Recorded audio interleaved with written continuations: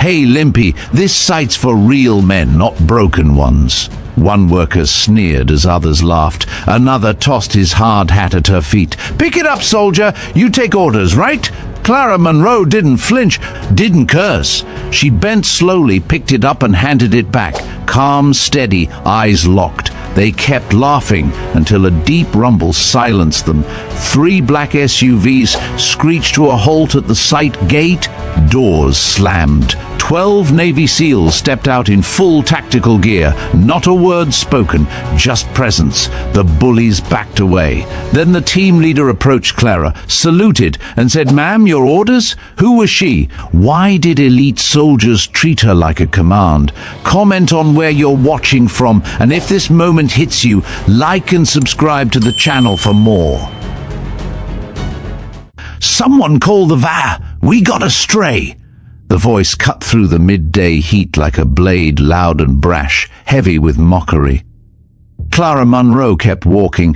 Her left leg, the one made of polished carbon fiber, clicked softly against the cracked sidewalk with every step.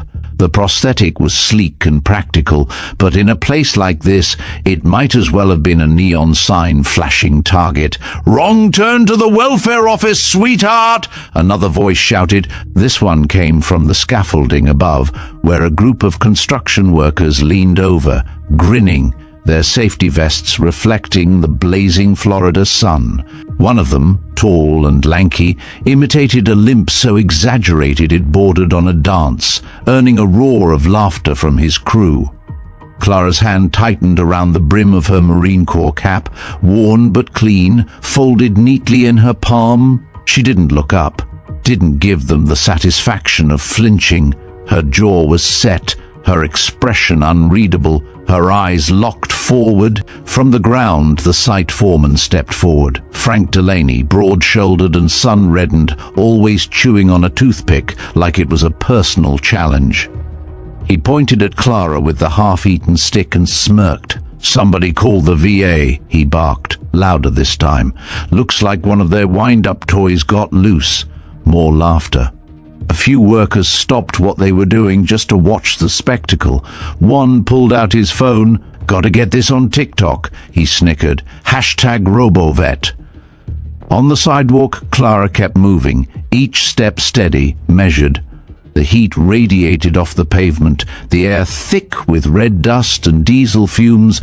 She had walked this route dozens of times on her way to the VA clinic 5 blocks down. Never like this. From a bench at the bus stop, a teenage girl lifted her phone. She hit record without hesitation. "Wait till TikTok sees the RoboCop lady," she whispered to her friend.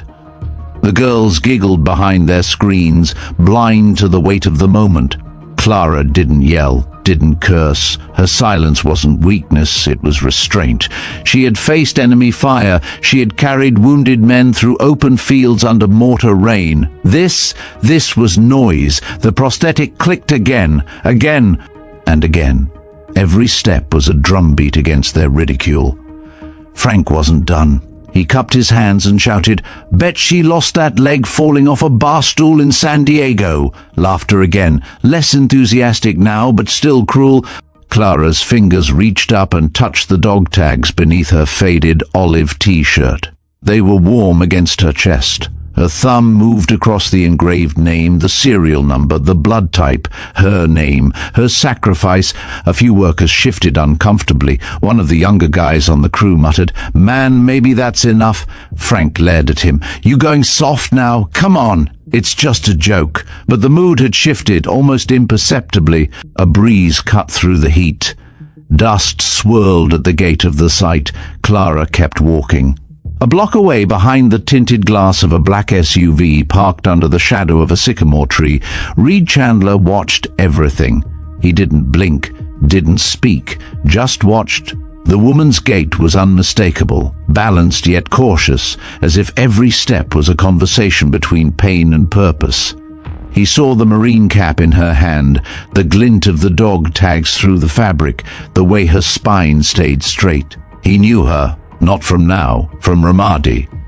He reached down and adjusted the cuff of his sleeve, revealing a faded tattoo, a golden trident wrapped with an eagle and anchor. Navy SEAL. The convoy would be here in 15 minutes. He picked up his phone. It's Chandler. Send the convoy. His voice was low, calm, deadly clear. Then he ended the call. Inside the SUV, the engine hummed quietly. Outside, the laughter faded as Clara disappeared around the corner. But the echoes of their voices remained, and soon so would something else, something they would never forget. 15 minutes later, the sound of heavy engines rolled through the Jacksonville streets like distant thunder. Not sirens, not construction. This was deeper, calculated, unyielding. At the gate of the job site, workers were still half laughing, half suspicious, the earlier mockery of Clara Monroe now hanging awkwardly in the dusty air. A few had returned to their hammering and sawing, but many stood idle, stealing glances toward the corner of the street where she had vanished. Then they heard it. A low rumble. The first SUV appeared around the bend, black, polished windows dark as obsidian. Then the second, then the third, all identical, all moving in perfect unison. They didn't stop for traffic. They didn't pause to honk.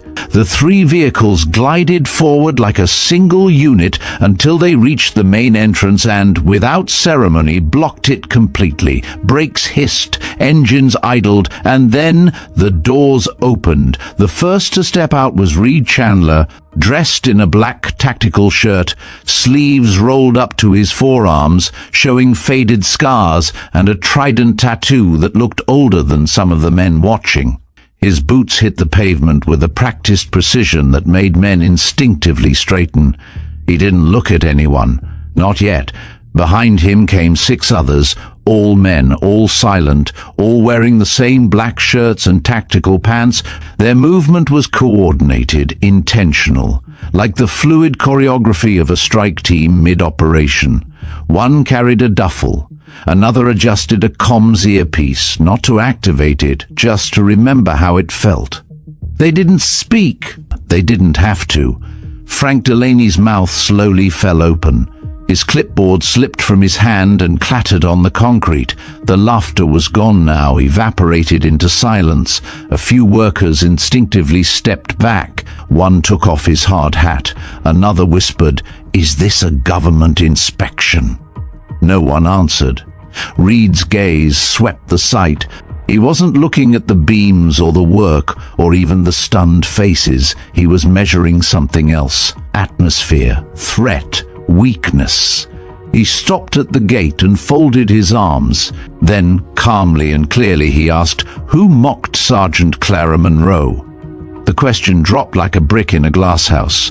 Frank's face twitched. "Hey, look man, it was just a bit of fun. No harm meant." Reed didn't blink.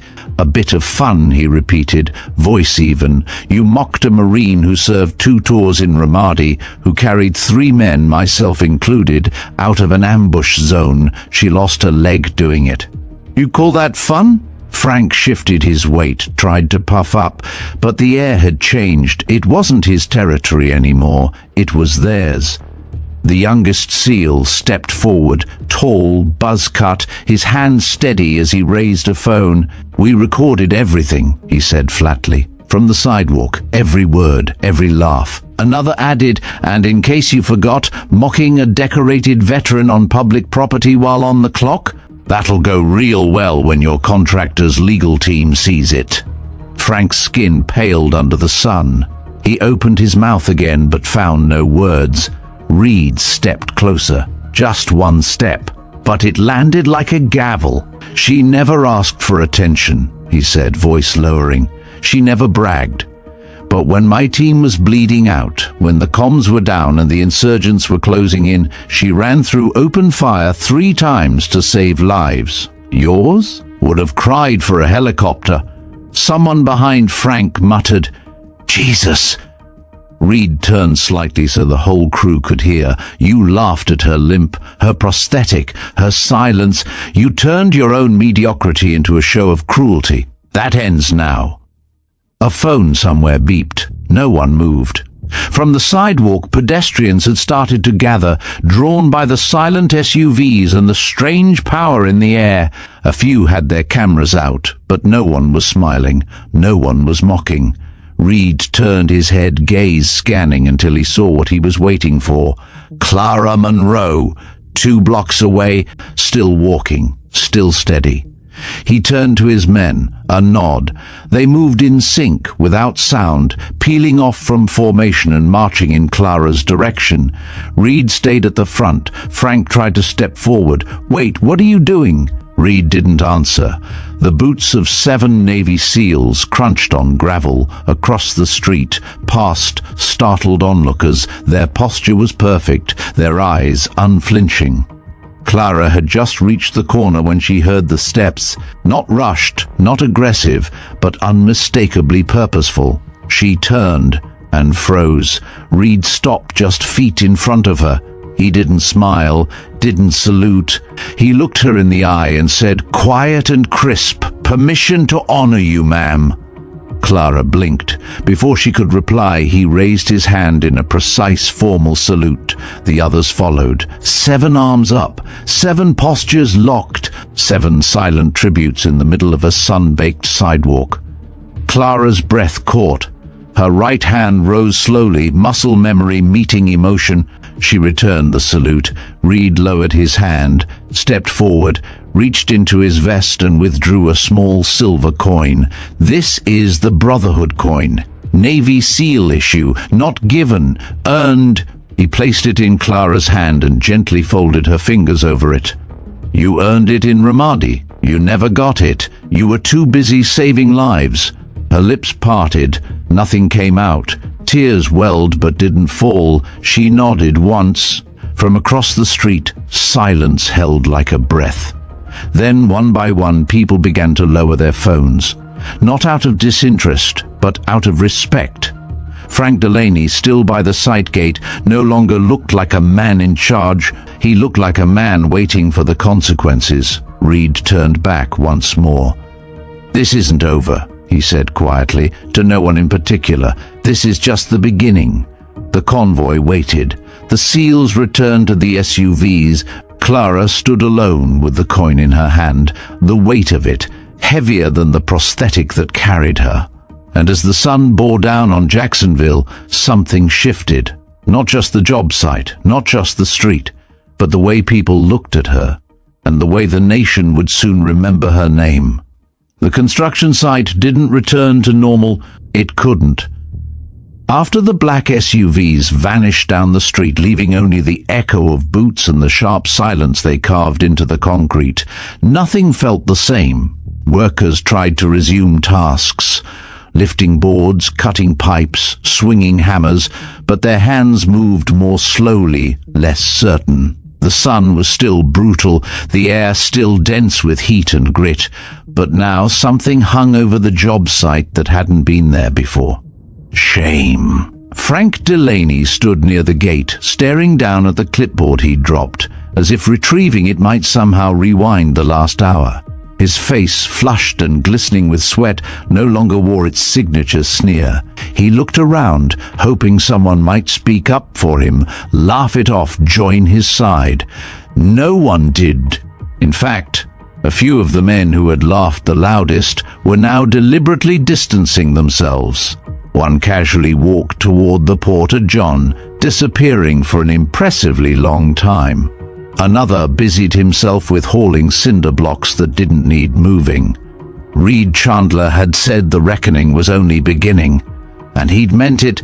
Across town, Clara Monroe stood in the cool interior of the VA clinic lobby, the Brotherhood coin still resting in her palm. She hadn't even pocketed it yet. The weight of it felt symbolic, anchoring her to something real in the quiet hum of the air-conditioned space. The receptionist had greeted her with surprise, not because she was early, she always arrived early, but because she had entered differently this time, not with that withdrawn stillness she normally carried. There was a charge in the way she moved, not pride, not quite, but clarity. She was seen. "Miss Monroe?" the nurse called. Clara blinked and looked up. Yes, "Exam room 3, please." She gave a nod, slid the coin into her pocket carefully, and began walking again. The rhythmic click of her prosthetic echoed through the corridor, but today it no longer felt like a reminder of loss. It felt like a rhythm she could claim. Back at the job site, the fallout had only just begun. Word had already reached corporate. Before the SEALs were even fully out of city limits, a wave of emails hit the inboxes of the construction company's upper management. Video footage from multiple angles, posted by bystanders, workers, even the teenage girl who had first mocked Clara, was circulating on social media at breakneck speed. Within 2 hours, the main video had been shared over 200,000 times. By dinner, it had been aired on 2 national news networks. Clips of Reed Chandler's voice, measured and clear, repeated over and over. She never asked for attention. But when my team was bleeding out, she ran through open fire 3 times. And Clara's image, saluting with trembling precision, standing before the men she'd once carried from death's door, was burned into every screen. Frank Delaney's name? Also trending, but for different reasons. The construction company released a brief initial statement. "We are investigating the incident thoroughly." That wasn't going to cut it. By morning, petitions had formed demanding disciplinary action. Veterans groups were calling for his dismissal. One influential retired colonel posted on Twitter, "If that foreman isn't gone by sunrise, you'll be building alone." Meanwhile, the teenage girl who had filmed the original video sat alone in her bedroom, scrolling through the flood of angry comments. At first she had laughed, then she had read. The stories, the tributes, the photos of Clara in uniform, smiling beside a young Reed Chandler years before, the medals, the newspaper clippings, the testimonials from other soldiers. She hadn't known, she hadn't thought. Her TikTok had been removed, but she posted another. Eyes red, voice low. "I didn't know who she was. That doesn't excuse what I did. I was wrong. I want to apologize. I want to meet her, please." Clara saw it 2 days later. She didn't reply, but she didn't ignore it either. Instead, she closed her laptop, grabbed her keys, and went for a walk. That evening, the knock came at Frank Delaney's trailer door. He opened it, expecting corporate HR. Instead, it was his assistant site manager, Paul, a man who had once eagerly joined in the jokes. Paul looked uncomfortable. "They're pulling you off the project. Effective immediately." Frank stared. "They're what?" "You've been reassigned. Off-site duties. Indefinite." Frank swore under his breath, backing up, pacing. "This is ridiculous. It was a joke. I wasn't the only one." "Doesn't matter," Paul said. "You were the face. You were the voice, and you didn't stop it." "I didn't mean to." "No one cares what you meant, Frank. Only what you did." And just like that, the man who once commanded the entire job site was left standing in the doorway of his trailer, watching a forklift operator, one of the newer hires, pull his nameplate off the gate. But the impact of that day wouldn't stop there. 3 days after the confrontation, Clara received an envelope, hand-delivered, no return address. Inside was a typed letter on official letterhead from the United States Navy SEAL Command. It read, "Sergeant Monroe, it has come to our attention belatedly that your actions during the Ramadi incident resulted in the lives of 4 of our team members being preserved. Your bravery, composure, and selflessness remain exemplary. While recognition is long overdue, we wish to extend formal acknowledgement and an open invitation to speak at the SEAL National Leadership Forum this fall. Respectfully, Commander D. Wells, Special Warfare." "Come on, Clara," read it twice, then a third time. She folded it carefully and placed it next to the Brotherhood coin. Later that night, she stood at her window watching headlights streak across the street.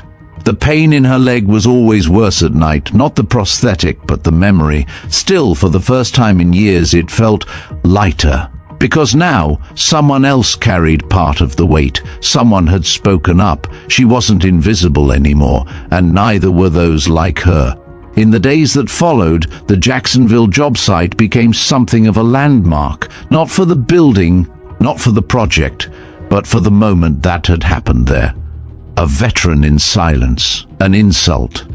And the day the Navy SEALs showed up to remind the world what honor really looks like, people started visiting, veterans, families, students, local reporters. A small chalkboard appeared by the gate, placed there by someone anonymous. On it, someone had written, "Respect is never optional." Each morning a new quote showed up, and each morning someone erased the old and wrote another. One day Clara walked by on her way to the clinic and paused. The quote read, "A hero doesn't always wear medals. Sometimes she wears a limp and keeps walking." She didn't smile, but she did stop. And under that quote, in small, careful handwriting, she wrote, "I'm still walking." The knock on Clara Monroe's apartment door came early, too early for deliveries, too firm to be a neighbor. She opened it without hesitation. On the other side stood a woman in a navy blue blazer, silver hair pulled back in a sharp twist. Her ID badge clipped to her collar read, "Principal Elaine Harmon, East Point High School." "Sergeant Monroe?" Clara nodded. "Yes." "I know this is unusual," Elaine said, her tone calm but direct, "but I was hoping I could speak to you about something that's taken on a life of its own." Clara stepped aside, motioning her in without a word. They sat across from each other in the small, clean living room. The same duffel Clara had carried every Tuesday sat by the couch, now untouched. The Brotherhood coin rested on a nearby shelf, beside a folded American flag. "I'm sure you're aware of the video," Elaine began. "Our students saw it. My staff saw it. And after a staff meeting, we'd like to invite you to speak at East Point during our Veterans Appreciation Assembly next Friday." Clara raised an eyebrow. "I'm not really a speaker." Elaine nodded. "Neither are most people who've seen what you've seen. But sometimes it's the quietest voices that carry the most weight." Clara stared at the coin for a long moment. Then she said, "I'll think about it." "I hope you'll say yes," Elaine said, standing. "They need to hear from someone like you, not polished, not rehearsed, just real." That evening, Clara walked past the job site again. The chalkboard by the entrance had a new message. Silence doesn't mean weakness. Sometimes it means strength under control. Someone had drawn a small prosthetic leg in chalk beside the words. No one laughed anymore. Inside the site, the team was different. Frank Delaney was gone. His name is no longer on the logbooks. His trailer cleared out. In his place was a new site manager, Marcos Rivera, a Gulf War vet with a no-nonsense demeanor and a Purple Heart scar that curved behind one ear. He didn't say much. He didn't need to. Under his management, things changed. Respect became a policy. Hard hats were still worn, hammers still swung, but the tone, the energy shifted. On Thursday, a young apprentice named Jason approached Clara outside the fence. He was tall, early 20s, with calloused hands and nervous eyes. "Ma'am," he said, voice low, "I was there that day. I didn't say anything. I should have. I'm sorry." Clara didn't let him squirm. "You didn't laugh?" she asked. He shook his head quickly. "No, but I didn't stop them either." Clara looked at him for a long moment. "Then don't make that mistake twice." Jason nodded. "I won't." The next morning, Clara pressed her old Marine uniform. She hadn't worn it in years, not since the medal ceremony she had refused to attend in Germany. The jacket still fit. The creases still held. The pant leg, though, had to be pinned. One side hung empty, the other held her prosthetic. She didn't wear it for attention. She wore it because the students deserved the truth, not the scarred silence of someone shrinking from their past, but the whole story. On Friday, the East Point High auditorium filled slowly. Teachers ushered students into rows. An American flag stood to one side of the stage. A single podium waited in the center. Principal Harmon stood off stage, checking her watch. Clara waited in the wings. Behind her, a rustle. She turned to find Reed Chandler standing there. "I thought you'd be in D.C., Clara said. "I will be," Reed replied, "after this." He didn't say anything else. He didn't need to. His presence alone reminded her that she didn't stand here by accident. Elaine Harmon stepped up to the mic.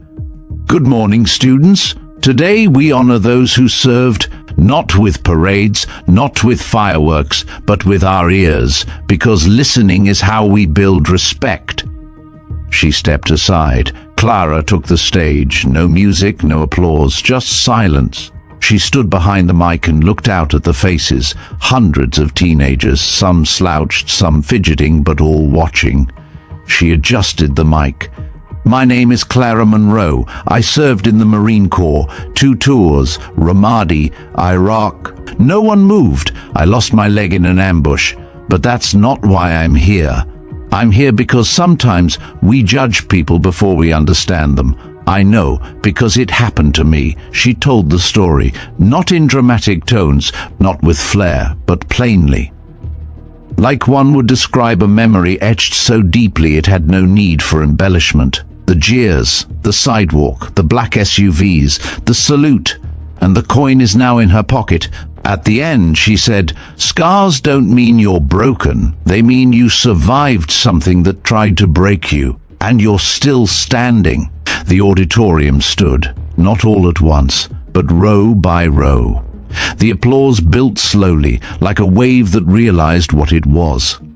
Clara stood still, nodding once, then stepped back. Reed met her off stage. "Well," he said, "you just made about 400 future leaders rethink what strength means." "I didn't do it for them," she said. "I know," Reed replied. "That's why it mattered." That night, Clara sat in her living room and opened an envelope. Inside was a note. "Thank you for giving them more than a speech. You gave them permission to be real, Elaine." Beneath it was a group photo, a shot of every student in the auditorium holding a sign that read, "Still Standing." Clara looked at the image for a long time. Then, for the first time in months, she allowed herself a full, quiet smile. Not of pride, of peace. By the time Monday rolled around, the world outside Clara Monroe's apartment felt different. It wasn't just the fresh concrete that had been poured at the job site, or the new faces working behind the chain-link fence. It was something in the way people looked at her as she passed. No longer confusion, no longer awkward pity, recognition. The video of her speech at East Point High had gone viral over the weekend. Students had shared it, teachers, parents, veterans. It had climbed from niche online forums into national media. Her words, "Scars don't mean you're broken. They mean you survived something that tried to break you," were printed on posters, overlaid on murals, turned into tattoos. By Tuesday, Clara's name was trending again. A news outlet called it the rise of silent valor. But Clara didn't bask in it. She kept her appointments. She picked up her groceries. She walked past the job site, nodded politely when the new workers offered a respectful glance, and she still arrived early to the VA clinic on Thursdays. Routine was not just comfort, it was her armor. But some routines changed. On Thursday afternoon, just as she was leaving the clinic, she was approached by a woman in a red hoodie and jeans, young, late 20s maybe, nervous. "Excuse me, Sergeant Monroe?" Clara turned slowly. "Yes, my name's Jessica. I was the one who recorded the first video, the one on the sidewalk." Clara remained silent. Jessica swallowed hard. "I wanted to meet you, to say I'm sorry, not just online, in person." Clara looked at her for a long moment. She saw the fear in the girl's eyes, the uncertainty, the shame, the weight of going viral for the wrong reason. "Are you sorry because people hated what you did?" Clara asked. "Or because you realized why it was wrong?" Jessica blinked. "Because I finally understood what it meant." That answer mattered. Clara nodded once. "Then learn from it, and don't be silent when it happens again to someone else." Jessica exhaled, almost in relief. "Thank you." They parted without ceremony. That same day, Reed Chandler stepped out of a private meeting in Washington, D.C., a manila folder in hand and a quiet satisfaction on his face. Inside that folder was a copy of a formal request to name the entrance to the Jacksonville construction site after Clara Monroe. Not just a plaque, a permanent marker. He made a call to a friend at the Department of Veterans Affairs, and things began to move. Back in Jacksonville, at the construction site itself, the tone had shifted from awkward to inspired. Under Marcos Rivera's leadership, something remarkable had started to take root.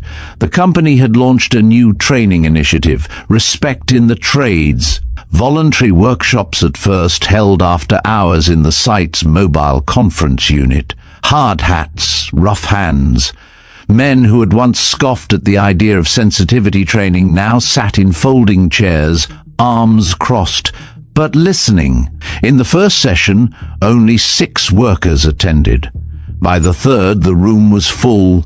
And in the 5th session, Miguel Torres, an electrician with 20 years in the field, stood and shared something that made the whole room shift.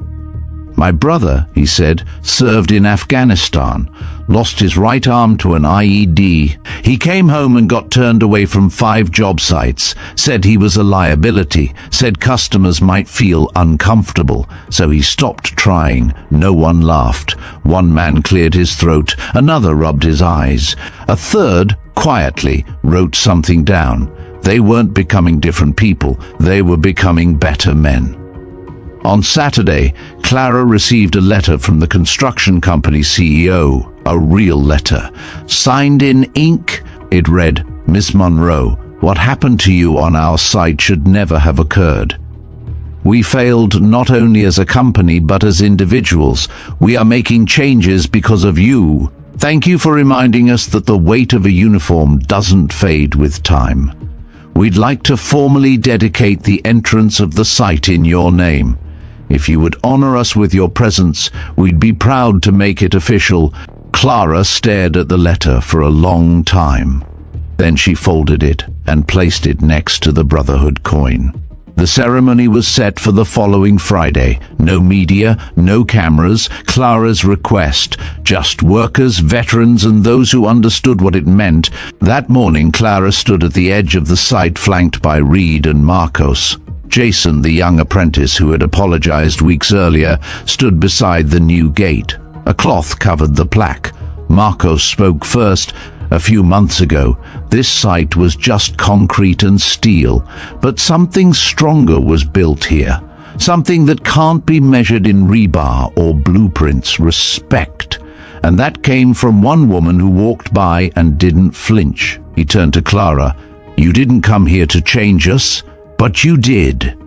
Jason pulled the cloth back. The plaque read, "SGT Clara Monroe Gate," built on respect beneath it, engraved in smaller letters. "Scars don't mean you're broken, they mean you survived." There were no speeches after that, just a long, full silence, and it was enough. Later that day, as workers passed through the gate, a few paused to touch the plaque. One left a folded note, another a small metal pin from a military jacket. That evening, as the sun dipped low, Clara stood alone before the gate. Reed approached quietly. "Still want to hide from the world?" Clara didn't answer right away. Then she said, "Not hide, just live quietly." "You've earned that," he said, "but you've also earned something else." "What's that?" He handed her a letter, this one with a gold seal. She opened it and read, "Dear Sergeant Monroe, we would like to formally invite you to be the keynote speaker at the National Veterans Conference this fall. Not as a symbol, as a leader. Your story has reached further than medals ever could. We'd be honored if you would share it with those who need it most." Clara looked at Reed. You had something to do with this? Maybe, he said, smirking. Maybe not. She folded the letter slowly. I'll think about it. I'll reserve a seat either way. That night, Clara placed the new letter on her shelf, right beside the coin, and beneath the plaque outside, someone had left a chalk drawing, a woman in uniform, walking forward, her shadow shaped like wings. Beneath it, the words, "Still walking." The sun had just begun to rise, casting long gold streaks across the sidewalk. Outside Clara Monroe's apartment, she stood by the window, sipping coffee, staring at the world that had once ignored her but now paused, watched, and sometimes even waved. She didn't wave back often, but the nod she gave held more meaning than she knew. The letter sat unopened on the kitchen table. It had arrived the night before by certified mail. Heavy envelope, gold seal. Clara didn't have to open it to know what it was. The official invitation to the National Veterans Conference. She had read the draft online weeks ago. She was the closing speaker, the keynote. She hadn't said yes yet. She wasn't afraid of the crowd. She wasn't afraid of cameras or questions. She was afraid of being turned into something she wasn't. Clara wasn't a brand. She wasn't a movement. She had survived the war. She had lost pieces of herself. She had learned to live quietly, and now the world was asking her to speak for it. Still, she hadn't said no. Her phone buzzed, a message from Reed Chandler. "Have you made your decision yet?" Clara stared at the screen, almost. He responded instantly. "Good. You've got people who believe in you. Just don't forget to believe in yourself." Clara chuckled. Reed could be overly sincere sometimes, but it was never performative. He meant it. She looked at the letter again, then glanced at the shelf where her Brotherhood coin rested next to a folded note from a boy named Leo, the child with a prosthetic arm she had met at the cafe. The note simply read, "I can be brave because you are." It was the only thing that had made her cry since Ramadi. She opened the letter. Later that day, Clara stood at the edge of the Gatorland Park parking lot, where a community event for local veterans was being hosted by the city council.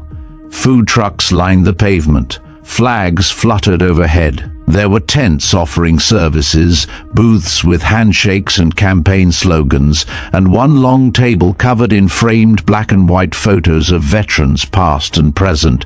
Clara kept to the perimeter. She wasn't there to be seen. She just wanted to observe. But she didn't get far. A hand tapped her shoulder.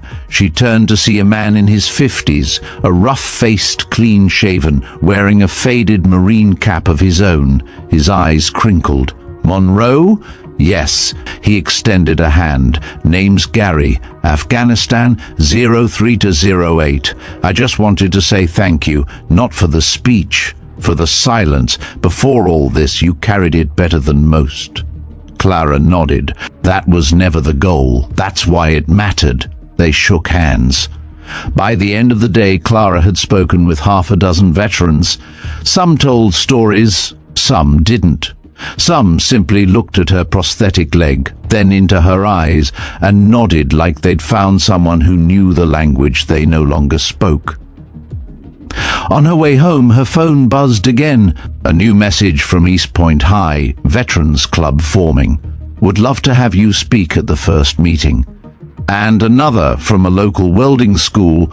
"Would you consider helping design a training module on respect for incoming tradespeople?" She had barely stepped off the sidewalk before a teenager ran up to her. Brown curls, braces winded from sprinting. "Are you Miss Monroe?" "I am." He held out a note. "My grandfather asked me to give you this. He saw you on TV but didn't know how to reach you." She opened the folded paper slowly. "I served in Korea. No one ever saluted me. But when you returned that salute on the sidewalk, I felt like someone finally did. Thank you." Clara stared at the handwriting until her vision blurred. She turned to the boy. "Tell him I said thank you for his service, for his words, for remembering." The boy beamed. That night she stared out her window longer than usual. Below, the street was quiet. Her prosthetic rested beside the couch. She hadn't taken it off during the entire day. For once, it didn't ache. For once, it felt like part of her. The next morning, Clara visited the job site again. She hadn't planned to, but something drew her there. Maybe it was the sound of work being done right. Maybe it was the way no one stared anymore. Jason saw her and ran over. Hey, we just finished the new safety briefing video, and guess what? They used your quote." Clara blinked. "Which one?" Jason smiled. "The one about scars. The whole company is using it now." She didn't know what to say. Later, Marcos invited her to sit in on a respect in the trade session. There were new faces, young, old. Men who had once ridiculed her were now listening as a local psychologist and a Vietnam veteran spoke about the impact of silence, trauma, and the strength of owning your story. At the end, one worker, big, bald, tattooed, raised his hand. "My brother served, came home really different. I never knew how to talk to him, just got angry. We don't talk anymore. But I think maybe I understand him better now. Maybe it ain't too late." Clara didn't speak, but her chest tightened. The next day she said yes to the conference. The reply was simple: "I'll be there. Just tell me where to stand." Reed sent a 3-word reply, "Where you always have." In the final days before the event, the momentum didn't slow. A non-profit in D.C. reached out to Clara, asking her to help develop mentorship programs for young amputees. A national ad campaign about honoring veterans requested her voiceover. She declined both, not because she wasn't honored, but because she knew her purpose wasn't in the spotlight. It was on the walk, the return, the stillness, the legacy. Instead, she wrote a single article for the Veterans Review, title, "Not Broken, Just Built Different." It went viral within 48 hours.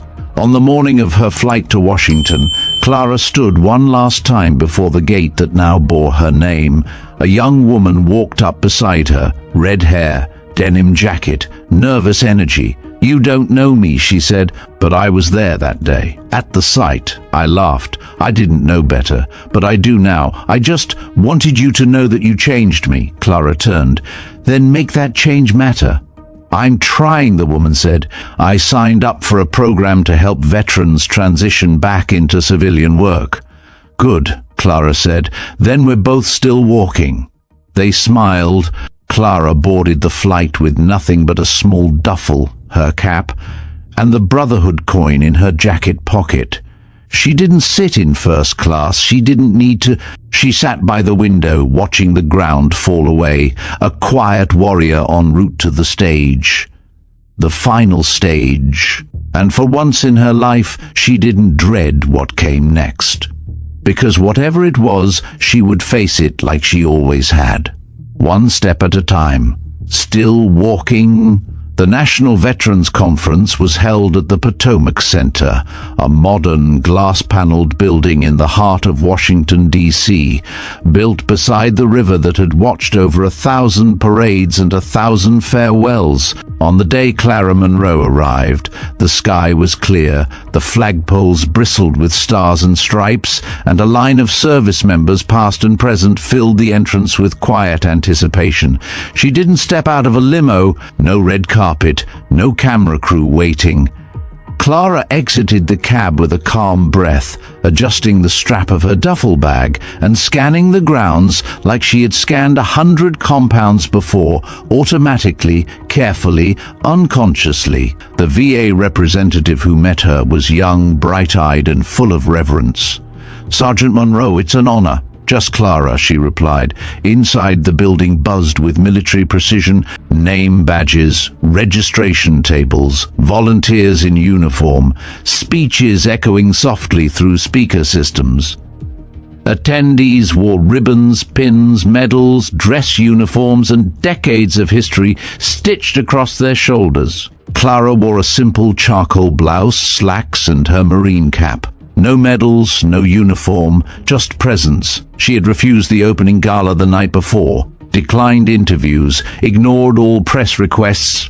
She was here for one reason, to deliver the closing address. One moment, one message, then home. Reed Chandler met her at the speaker's lounge, wearing his full dress whites. It was the only time she'd ever seen him uncomfortable. "Not a fan of the penguin suit?" she asked. "I feel like a wedding cake," he muttered. "But I'd wear worse if it meant seeing you walk up on that stage." She smirked. "You always were a flatterer." "No," he said, "just grateful." The auditorium filled slowly, over 1,000 seats, active duty personnel, veterans, Gold Star families, policymakers, teens from JROTC programs, a cross-section of a country built on service and scarred by conflict. The program unfolded with precision, opening remarks, panel discussions, memorial videos. The audience sat through it all with reverence. But the buzz in the building, the low hum of anticipation, grew louder as the final session approached. At 4 p.m. sharp, the lights dimmed. A voice came through the overhead speakers. "Ladies and gentlemen, please rise and welcome the closing keynote speaker of the 47th National Veterans Conference, Sergeant Clara Munro." She stepped out from behind the curtain to a standing ovation that felt less like applause and more like an exhale the room had been holding since she arrived. She walked slowly. Not because she was uncertain, but because she wanted them to see her walk. Her limp, her strength, her survival. The spotlight hit her as she reached the podium. She looked out into the crowd and saw Reed in the front row, arms folded, face solemn. Beside him, Leo, the boy with the prosthetic arm, sat upright in his miniature marine jacket, eyes wide. Clara adjusted the mic. "My name is Clara Munro. I served 2 tours in Ramadi, Iraq. I lost my leg in an ambush, and I lost a part of my voice when I came home. Because when you come back missing pieces, the world doesn't always ask what you gave, they just stare at what's missing." Silence. I didn't speak for years. Not because I had nothing to say, but because no one seemed ready to hear it. Until one day, I was mocked on a sidewalk, and 7 Navy SEALs showed up to remind the world that silence doesn't mean surrender. A few heads bowed. "I'm not a hero. I'm not a symbol. I'm a woman who did her job, who carried men off the battlefield, who came home and carried something heavier, quietness, judgment, invisibility." She paused, letting the weight settle.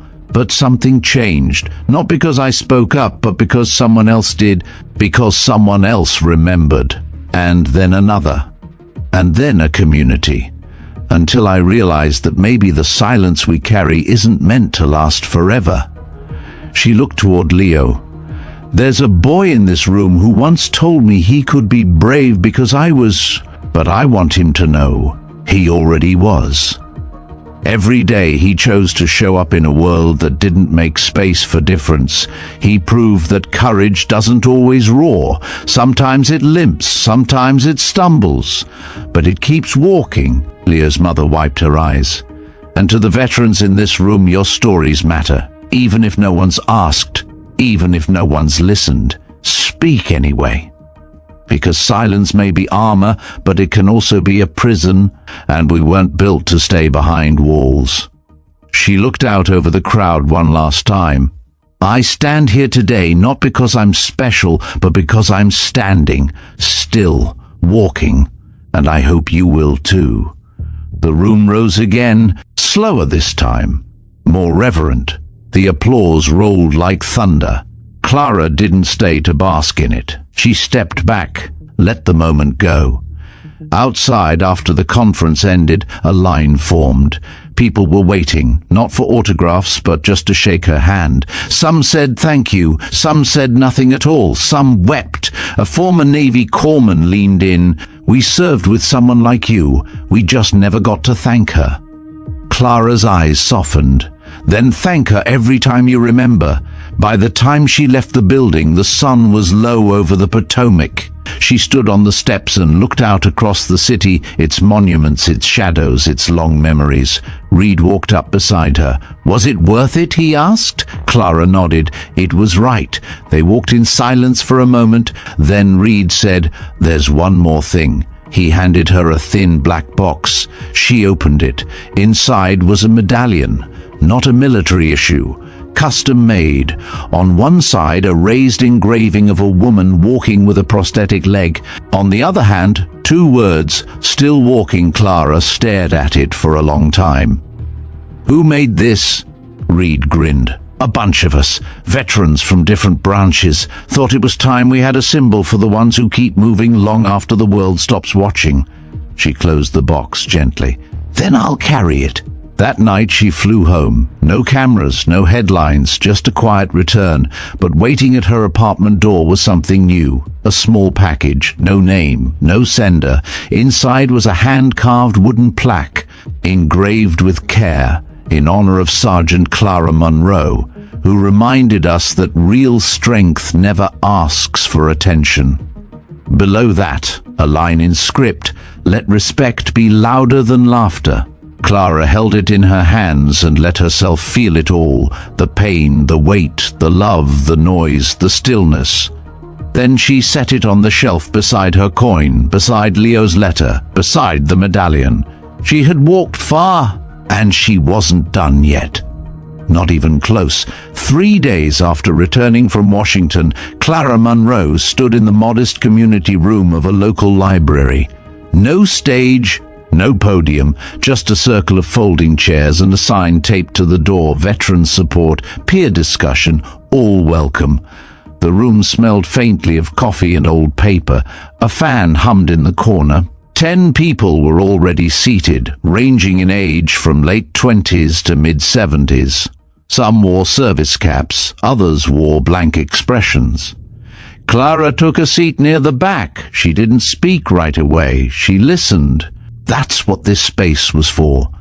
A man named Charles, a Vietnam vet with tremors in both hands, talked about nightmares.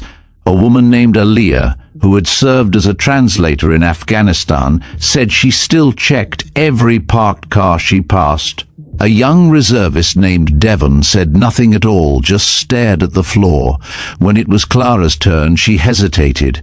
Then I was injured in Ramadi, lost my leg, came home, spent years trying not to be noticed. It worked until it didn't. Heads turned. Now people want to hear me speak, but this is harder. Saying it here, where no one's recording, where it's just real, it's harder because it's the truth. She looked up. I didn't come to be a hero. I came to be heard. The circle was quiet. Then Charles reached out and tapped the floor gently with his cane. Then speak whenever you can, Monroe. The rest of us will listen.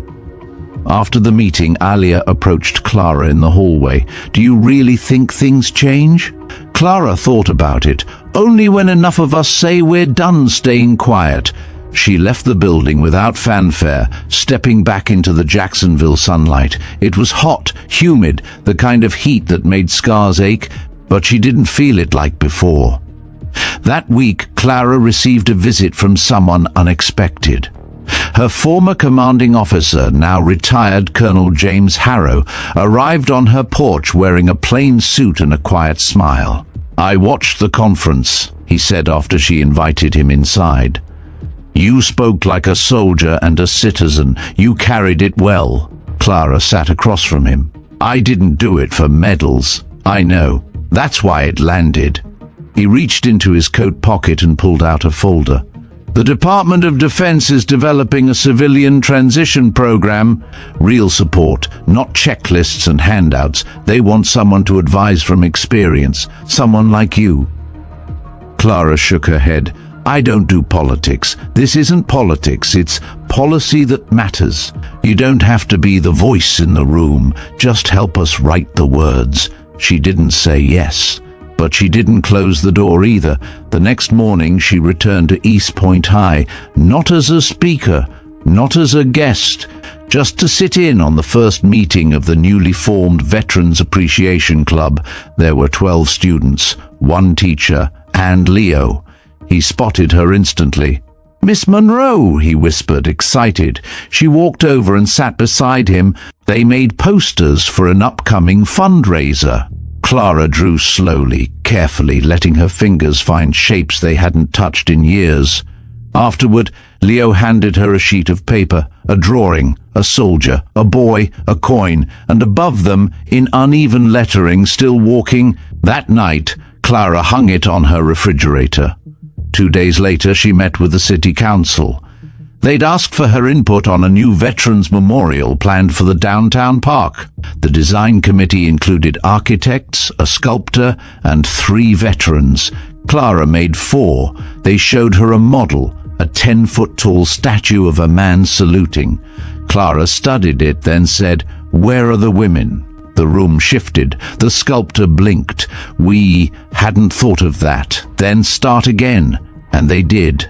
A week passed, then another. Clara received letters, emails, one from a young woman in Michigan who had lost her leg in a car accident, another from a father whose son had stopped speaking after deployment. She wrote back to all of them, not long responses, just honest ones. Then, late one evening, she got a phone call from Jason, the young construction worker who'd once apologized at the gate. "Clara," he said, breathless, "you need to come down to the site. Tonight."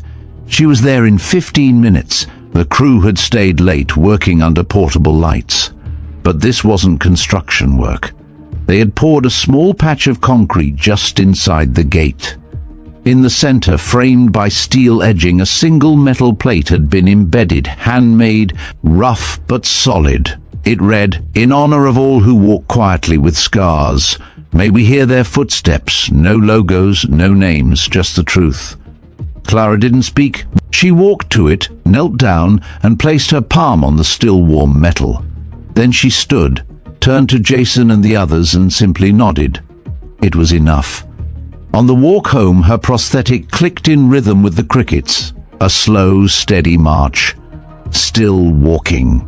The next morning, Clara Monroe found herself at the coffee shop just after opening, not because she needed caffeine, but because something in her bones told her that silence was waiting to be heard there.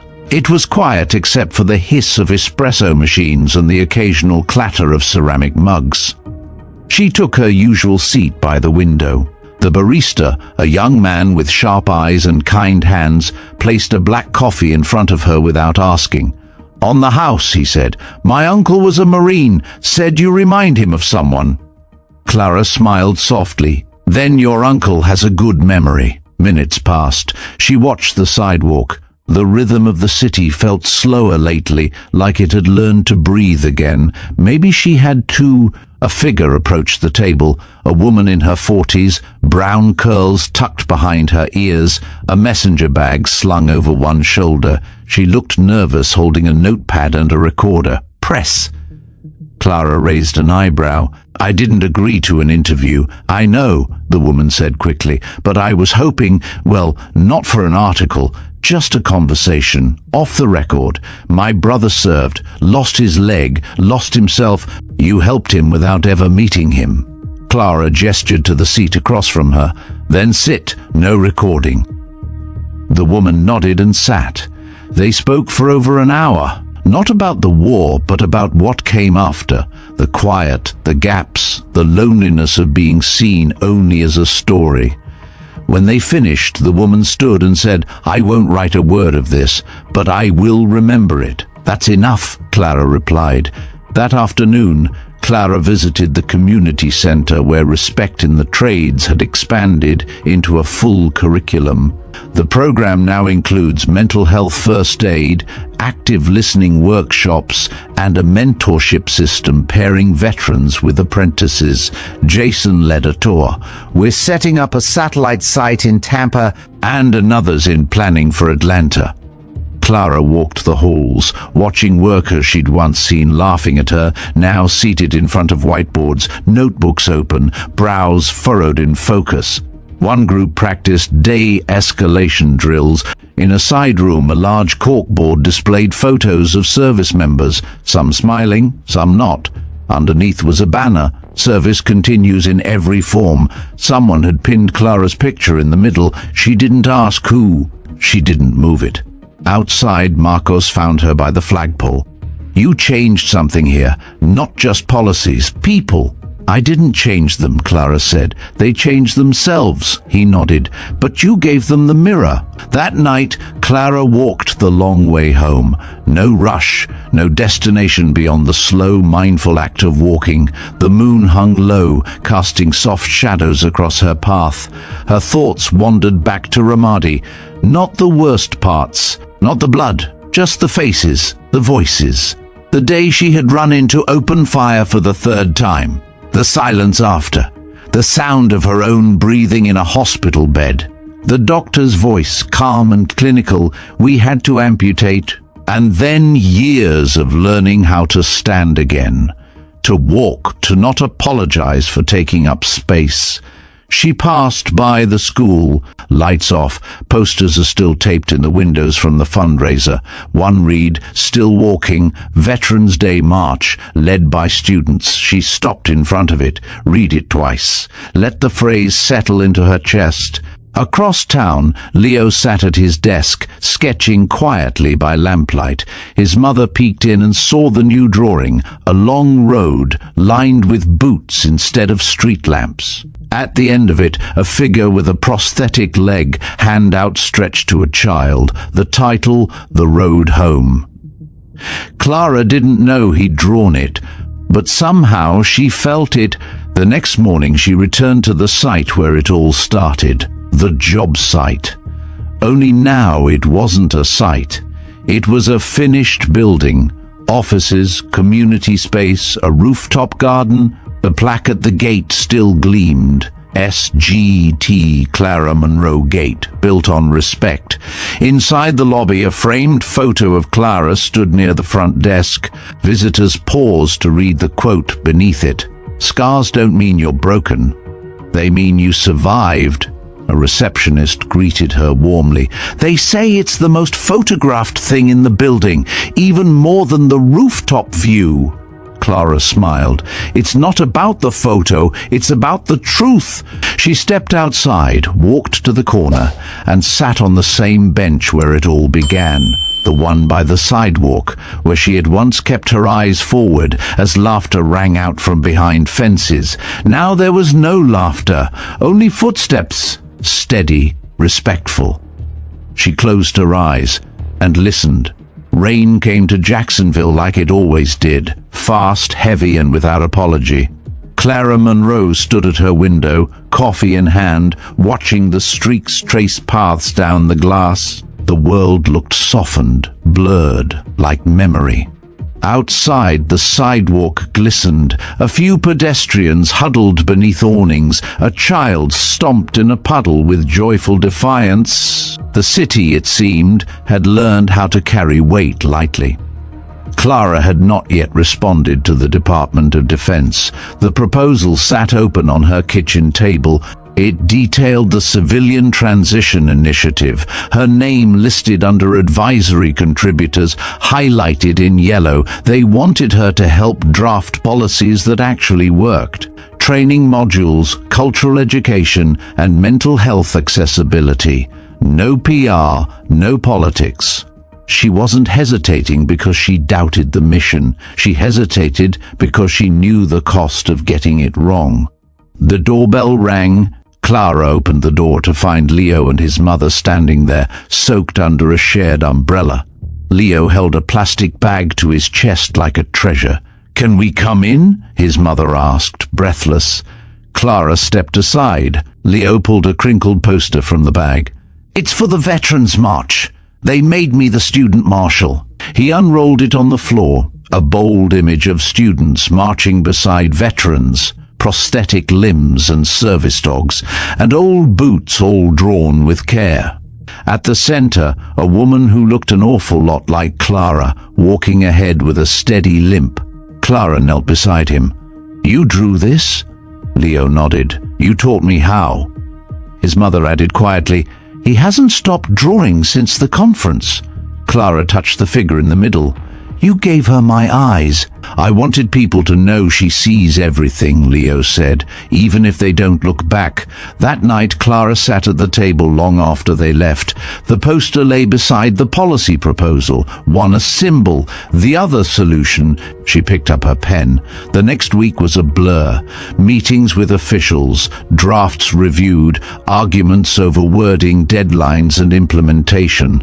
Clara didn't play diplomat. She spoke plainly. She reminded them that real lives are lived behind the metrics. In one session, a senior consultant said, "We need to consider how the language lands with the public." Clara leaned forward. "Try considering how it lands with someone missing a limb and dignity." The room went quiet. Another advisor later told her, "You don't need to raise your voice." Clara responded, "I didn't." The truth just echoes louder than comfort. By the third week, her words were shaping policy. She built modules around reintegration through mentorship, the emotional costs of silence, and respect that didn't start and end with Veterans Day. She insisted on including women veterans in every visual asset. "Representation isn't decoration," she said, "it's true." When the final draft was presented to her, the program had a name, Homeward Strong. She approved it. In the days leading up to the Veterans March, Clara kept to herself. She wasn't leading the parade. That was Leo's job. She had already marched enough, but she would walk in it, quietly, among them. The morning of the event arrived clear and bright, the rain gone as if swept out for something better. Main Street was blocked off, lined with flags. Families gathered with signs. Students held banners. Clara wore jeans, boots, and her marine cap. No uniform, no speech. She stood at the back of the staging area when she felt a tug on her sleeve. "Leo," he pointed ahead. "They said we should start walking." Clara nodded. "Then go lead them." He hesitated. "Can you walk next to me?" She smiled. "Always." They stepped forward. The march began with no music, just footsteps, dozens, then hundreds, then thousands. Along the sidewalks, people rose to their feet. They didn't cheer. They watched. They saw. Clara's limp didn't slow the pace. It set it. A rhythm, a pulse. Behind her, other veterans walked with prosthetics, canes, and quiet pride. Students held signs, still walking, built on respect. Service has many forms. Near the end of the route, Clara spotted a familiar figure, Frank Delaney. The former foreman stood at the edge of the crowd, hands in his pockets, eyes locked on her. He didn't look away. He didn't smile. He just nodded. Clara returned it, not as forgiveness, as acknowledgement. At the end of the march, a makeshift stage had been set up in front of City Hall. Clara refused the mic. She didn't need it. Instead, Leo climbed up and read a short letter. "To every person who thought they had to hide their pain, don't. To every person who thought silence meant weakness, it doesn't. And to the people who saw someone different and laughed, look again. They're still walking, and maybe you should walk with them." Clara stood in the crowd, tears stinging but never falling. Later that night, the city held a small reception. Clara attended briefly. Enough to hug Leo, enough to thank the teachers, enough to look at the plaque they'd mounted in the park. This march began with one step, and one woman who refused to stop walking. No cameras followed her home, no microphones, just the streetlight flickering above her porch. She sat on the steps, the cool air pressing gently against her skin, and thought of every mile she had walked before and after the war. She touched the edge of her prosthetic and whispered to the dark, "Still here, still walking." And somewhere in the quiet heart of the city, footsteps answered. Clara Monroe stood on the rooftop garden of the new community building, watching the sunrise melt the horizon into orange and gold. She hadn't planned to come this early, but something had pulled her here before the city had fully woken up. The air was cool, carrying the scent of lavender from the planted edges of the rooftop, and for once her prosthetic didn't ache. Below her the city stirred, Trucks moved through the streets, and voices called out in rhythm with the beginning of another workday. But up here, it was quiet. Clara took a deep breath and let it fill her chest. Her phone buzzed. A message from Leo. "Big day. You coming? We're getting the chairs set up." She smiled.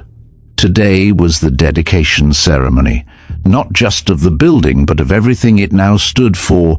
The Respect in the Trades program had expanded across 3 states. The Veterans Appreciation Club at East Point had nearly doubled in size. The city's new memorial, now redesigned to include female soldiers, was set to break ground next month, and somehow Clara had become a name people said with pride. But that wasn't why she smiled. She smiled because the boy who once stood shaking at a construction fence now texted her like family. Downstairs, the lobby buzzed with quiet excitement. Volunteers moved chairs. A podium had been borrowed from City Hall. The mayor was on her way. Clara arrived to light applause. She didn't expect it, didn't ask for it, but accepted it with grace. The mayor, a woman named Carmen Vasquez, gave the opening remarks. This building was once just steel and concrete. Now it's the beating heart of a movement, a place where silence turns into strength. She turned to Clara. "And the woman who taught us that, she's sitting right here." Clara gave a short nod, letting the moment pass. Then Jason approached the podium. No tie, just work boots and a collared shirt tucked neatly. He cleared his throat. "I used to laugh at people like Clara. Thought I understood strength. I didn't, not until she showed up and held her ground without saying a word." He paused, eyes wet. "We weren't just wrong, we were blind." But she didn't give up on us. The crowd was still. And now we're building more than just walls and windows. We're building something that lasts. He stepped down and motioned to Leo. The boy held a small plaque, his hands trembling. "Ms. Monroe," he said softly, "we wanted you to have this." She stepped forward. The plaque read, "Still walking, for those who carry on when no one claps." Clara held it, her thumb brushing the etched letters. Then she looked out at the crowd. She didn't speak from the podium. She stepped down, stood level with them all, and said, "I don't walk for applause. I walk because someone else once couldn't, and I honor them with every step." Silence, then a standing ovation. That afternoon, Clara visited the hospital, not as a patient, not even as a guest, as a volunteer. She pushed a cart of books through the rehab ward, greeting patients by name. Most didn't recognize her. Some did. A young woman missing both legs asked, "How do you get up in the morning?" Clara sat beside her bed. "You stop looking for reasons and start making one." They talked for an hour. Clara handed her a copy of the things they carried and said, "Mark the parts that make you feel seen. The rest will come." Later, she sat in the hospital garden alone, eating a turkey sandwich from the vending machine. Across from her, a man with a bandaged head nodded. "You Monroe?" She nodded. "My brother said you saved his job. I didn't save anyone. I just stood still long enough for people to see the truth." He chuckled. "Well, thanks for not moving." Evening brought another visitor, Colonel James Harrow. He waited on her porch with 2 coffees and a sealed envelope. "I brought you something." She opened the envelope. Inside was a Department of Defense citation, unofficial but written in formal recognition, for acts of resilience and transformative leadership in civilian life, for reminding the nation what courage looks like when the war is over. Clara stared at it. "I told you I don't want medals." "This isn't a medal," Harrow said. "It's a mirror." She placed it on the table without comment. He stood. "I'll be at the memorial groundbreaking. Hope you will too." She watched him go. That night, Clara walked through her house, small, clean, full of tiny reminders. Leo's drawing still hung on the fridge. Letters from strangers sat stacked neatly on her desk. Her old marine boots rested by the door, dusty but whole. She sat down with a cup of tea and stared out the window. Then she opened her laptop, typed the words, "Still walking," a memoir by Clara Monroe. She didn't know if anyone would read it, but she would write it anyway, for the ones who didn't get to tell their stories, for the ones still finding their feet, for the ones who walked beside her, silently, steadily, always forward. And as the cursor blinked, she began, one word at a time, still walking. This is Heart Tales, where quiet strength becomes a force no one can deny. The story of Clara Monroe began with silence, but not the silence of weakness. It was the silence of restraint, of dignity, of a Marine who had already given everything and refused to beg for recognition. When she arrived at that construction site gate, limping, wearing an old jacket and carrying a folder of applications, she wasn't just seeking work, she was seeking a return to purpose. And they laughed, but they didn't know. They didn't know about the years she spent crawling through enemy territory in Afghanistan to drag out wounded comrades, about the medal that stayed hidden in her kitchen drawer, or the limb she lost to an IED blast that ripped through her platoon. They didn't know that she once held the hand of a dying private and whispered his mother's name so he wouldn't die afraid. And Clara never told them, because she didn't need to. When the foreman turned her away, when the crew mocked her gait and dismissed her strength, Clara could have walked away. Instead, she stood still. And in that stillness, something shifted, not just in the people around him, but in the country that watched what came next. The first man to apologize had once mocked her limp. The second invited her to speak to his son's class. The third changed company policy, and when 3 black SUVs pulled up outside that site, packed with SEALs who had fought beside her, the truth didn't arrive with fists or gunfire. It arrived with presence. They didn't have to say a word. The silence spoke volumes. The world remembered that day not just because a Marine was mistreated, but because she chose to rise without rage, to transform humiliation into legacy, to turn a workplace into a war memorial and a job site into a battlefield for justice. Clara became more than a name. She became a symbol, not of vengeance, but of clarity. In the weeks that followed, Clara led conversations that broke generations of stigma. She helped launch Respect in the Trades, a national program supporting veterans transitioning into civilian labor. Schools added her story to their civics curriculum. One construction company pledged to hire 30% veterans hiring within the next 3 years, and still she never asked for any of it. She didn't give speeches for applause. She spoke from ground level, standing beside janitors, welders, mothers, and students. Because Clara understood something we all forget. Real leadership doesn't come from standing on a stage. It comes from standing your ground. When they asked her what changed everything, she said, "I didn't change. I just stopped hiding." The community that once rejected her now builds with her. They hang her photo at the training center entrance. Veterans walk in and know they're seen. Girls learning to weld now dream of being like her, not just tough, but unshakable. And the men who once looked past her now look up to her. She still walks with a limp, but the path she's carved is straight and wide. Today, the site gate that they once closed on her now bears her name, Monroe Entrance, a place of respect, not ridicule. And as more veterans return home, unsure of where they fit in, Clara's story whispers through shop floors and classroom walls, "You still matter, you are not alone, and the silence you carry can change everything." This isn't just a story. It's a call to recognize the invisible battles, to respect those who never stopped serving, to walk forward even if it's with a limp. So tell us, where are you watching from? What does courage look like in your life?